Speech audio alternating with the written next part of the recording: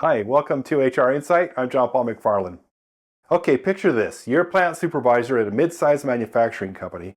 You've been with the company for 11 years and you've seen a lot. One of your employees, let's call him Ben, has been showing up late, missing deadlines, and last week he got into a shouting match with a coworker. You had a couple of chats with Ben, nothing formal, nothing written down. You'd figured you'd give him a chance. You're a decent person, and that's what decent people do. But then one morning, you've had enough. You pull Ben into a conference room and you tell him point blank, this isn't working out. Today's your last day. Ben cleans out his locker and goes home, and you feel relieved for about a week. Then a certified letter arrives. Ben has retained an attorney, and he's alleging wrongful termination and discrimination. He claims he was never formally warned, and the disciplinary action wasn't applied evenly. And because there's no paper trail, no written warnings, no documentation of coaching conversations, no investigation on file, your company is now staring down a lawsuit that could cost tens of thousands of dollars just to defend. Here's the painful truth. Ben's termination wasn't the problem. How it was handled was. Welcome to Termination Without Litigation, where we break down exactly how to manage performance problems, issue discipline correctly, and, when necessary, terminate employees in a way that protects you, your team, and your organization.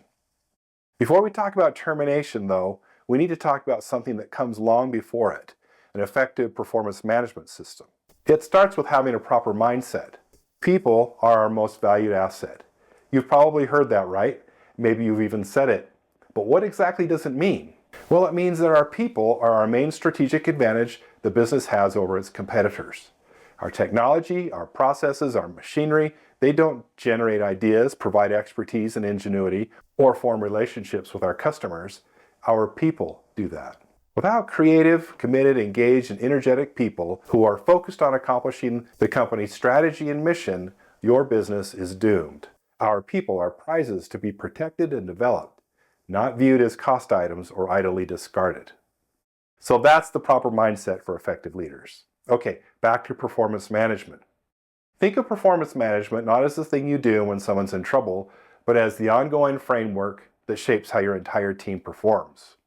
A well-designed system does 5 things consistently. First, it recognizes and reinforces good performance delivered by the majority of the employees most of the time. This is critical. Great managers spend most of their energy here. Second, it influences employees to exhibit positive behavior, accept responsibility, and deliver acceptable performance. You're setting expectations early and often.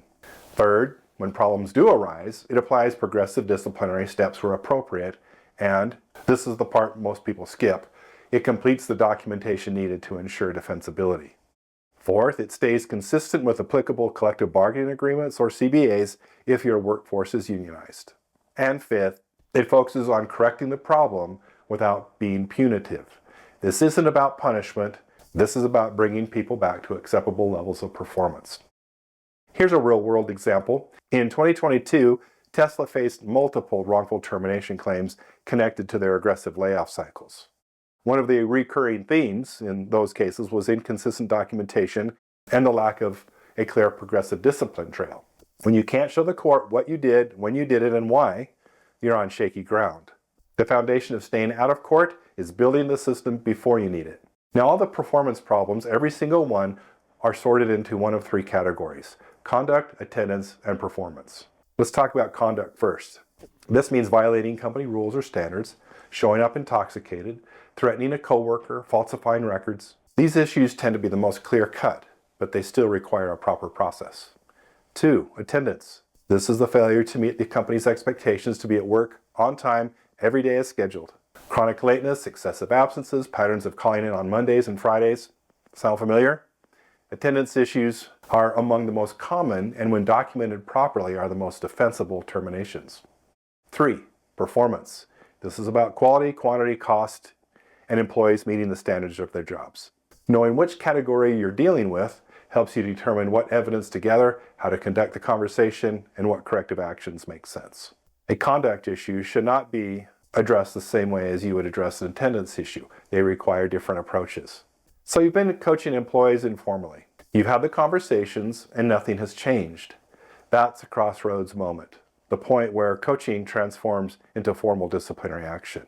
Here's what progressive discipline actually looks like in practice. Step 1, verbal warning. Sounds informal, but it's not. Expectations are documented and a note is made to the employee's file. The word is documented. As any lawyer will tell you, if it's not documented, it didn't happen. Step 2, written warning. This warning is formally documented and a copy is placed in the employee's personnel file. This is where you get specific dates, incidents, expectations, and consequences if the problems persist. Step 3, suspension.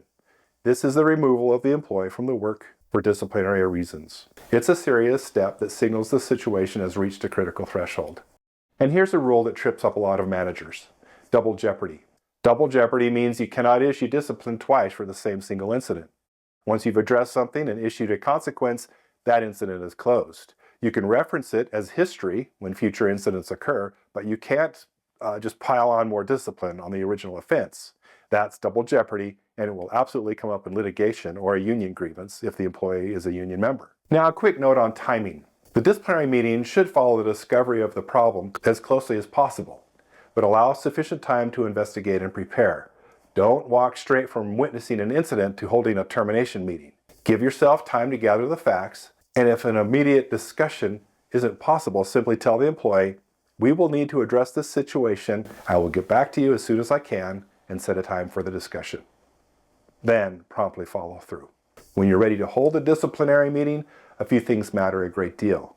Who should be in the room? The employee and the immediate supervisor are the two main participants in a disciplinary meeting. But best practice is to always have a witness present. That could be your immediate manager, a peer, or an HR representative. Why? Because he said, she said situations are the enemy to defensible discipline. A witness corroborates what was said and agreed to. How long should a disciplinary meeting last? Keep it brief, in most cases, no more than 15 minutes. You're not there to have a debate, just get right to the point. How should you conduct a meeting? Meet in private, where there will be no interruptions. Definitely don't do this on the production floor, and don't do it in the break room. Listen to the employee, let them respond, and remain serious and calm and professional at all times, even if they don't, especially if they don't. Review previous discussions about the issue. Remind them of what was already agreed to and what they have said and of any commitments that they have already made. Communicate clearly what you prepared, the specific violation, the expected standard, and the consequence. Then, gain the employee's commitment to solve the problem. This part isn't optional. It's the whole point. And when you close the discussion, end on a constructive note. Communicate a positive expectation for improvement. Reinforce that it is the employee's responsibility to correct their behavior, not yours. If you're in a unionized workplace, pay attention here because this one really matters. Under what's known as Weingarten rules, an employee is entitled, upon request, to have a union representative present at any interview or investigation if the employee reasonably believes that the meeting could result in discipline. Note the key words, upon request. As a supervisor, you're not obligated to remind the employee of their right for representation, but if they ask for it, you must honor it. Any representative identified by the union can be used. Employees cannot be disciplined for refusing to participate without representation, but they are required to remain present until you end the meeting. And as a supervisor, you may deny a request for a representative if you believe the employee has no reasonable basis to think discipline will result. Let's talk about documentation again briefly, because this is where most employers lose cases that they should win. All discipline must be documented. A copy of a written warning or suspension should go to the employee, HR for their personnel file, and you should keep a copy for your own records. Here's a critical pro tip that's easy to overlook. Write the notice to the employee, not about the employee. There's a difference. About sounds like employee failed to meet attendance expectations. To sounds like you have been absent on 4 occasions since your last written warning. That shift in language makes the document more direct, more defensible, and more useful if it ends up in a courtroom. A well-documented progressive discipline file is your single greatest protection against wrongful termination claims. Companies like Amazon, Google, and Walmart all have robust documentation protocols precisely because they've been in litigation enough to know that there's no documentation, no defense. When documentation fails to change behavior, termination may become necessary, and this is where you absolutely cannot go it alone. Before we talk about the termination itself, let's talk about a process called the consensus triangle. The consensus triangle connects three parties: the supervisor, the manager of the supervisor, and a technical expert. The technical expert might be someone from safety and health, human resources, environmental, or internal audit, depending on the nature of the situation. These experts are your partners. They ensure consistent application of disciplinary action, standard interpretation of laws, company rules and policies, consistent handling of complaints, and practical experience-based advice. You want your technical expert riding shotgun, not in the driver's seat, meaning they advise, but you decide. You should never make a termination decision without consulting them first. Best practice when termination looks likely: don't issue an immediate termination. Instead, remove the employee from service pending an investigation. This approach does three things. It removes the source of the business disruption, it allows for a cooling down period, and it gives you time to conduct a thorough investigation and complete the consensus triangle process. Don't make the mistake of saying suspending the employee pending investigation. Suspension is a form of discipline. If you suspend pending an investigation, you're issuing discipline before the investigation. That's a procedural error. You must investigate before issuing any discipline. If after the investigation, the employee is found guilty of the infraction, the time off can be used toward disciplinary suspension. If after the investigation, the employee is cleared of any wrongdoing, reinstate the employee with back pay for time missed. Before any termination decision is finalized, run it through the 7 tests of just cause, a standard framework used in labor arbitrations to evaluate whether discipline was appropriate. Ask yourself, did the employee know or should have known that their conduct was a violation of the rules? Was the conduct reasonably related to efficient operations? Did management investigate prior to instituting discipline? Was the investigation fair and objective? Did the investigation produce substantial evidence of guilt? Were the rules and penalties applied evenly to all employees? And was the penalty proportional to the seriousness of the offense? If you can answer yes to all 7 questions, you're in a strong position. If you stumble on any one of them, you have work to do before you proceed.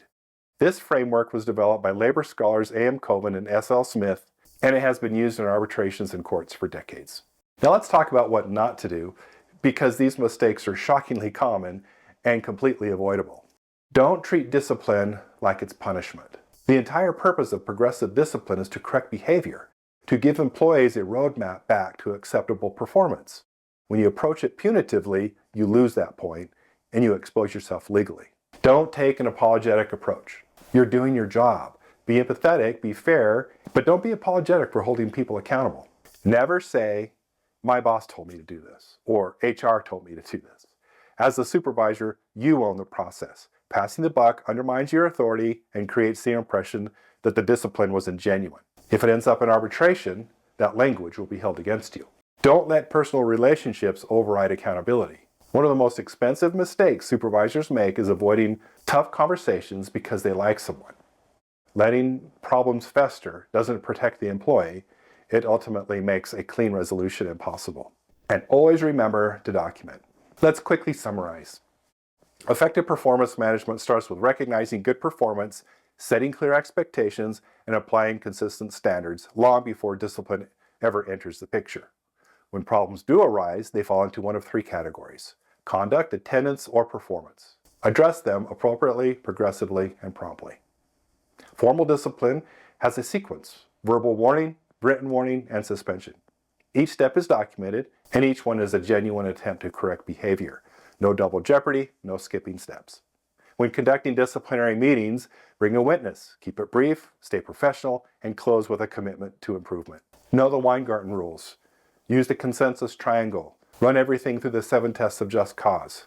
And make sure your documentation is impeccable. Here's the big picture. Termination without litigation is about being fair. When you apply discipline consistently and compassionately, when you give employees every reasonable opportunity to succeed, you create a culture of accountability that protects you and the organization. And it protects the employee too, your greatest asset. The supervisors who handle this best are the ones who are most consistent. They do the uncomfortable work early. They document, consult, and they lead. Be that supervisor. John Paul here. If you like this video, check out the HR Insight YouTube channel where we have more videos just like this. Make sure to click subscribe so you get notifications.